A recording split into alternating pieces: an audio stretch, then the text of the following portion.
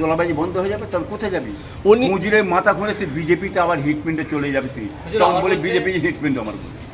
উনি বলছে আমাকে গালি দে, আমাদের মুখ্যমন্ত্রীকে গালি দিলে তাকে আমরা ছাড়বো না। ছেলে দিকে যা, ওরা মুখ্যমন্ত্রী ছেলে দিকে যা। কেউ লাটসাহের বাচ্চা হয়ে গেছে, মুখ্যমন্ত্রী ভুল করবে তাকে বসিয়েছে, আমি বসিয়েছি, জনগণ বসিয়েছে। সে ভুল করবে, সে বলবে অকাপ সম্পর্কে আন্দোলন করলে আমার চেয়ে কেউ খারাপ হবে না। কে আমার লাটসাহের বাচ্চা মুখ্যমন্ত্রী?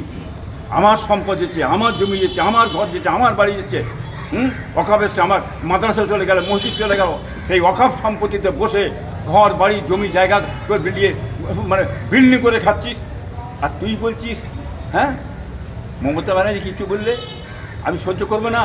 হ্যাঁ আমাকে গালি দিচ্ছিস যে? মমতা ব্যানার্জি চোর রে, চোর চোর, আমি বলছি চোর।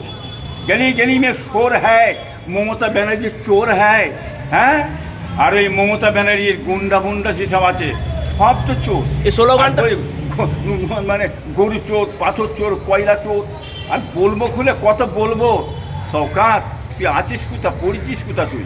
এই স্লোগানটা 2000 মুসলিমদের আল্লাহ কি বলবেন? দেখুন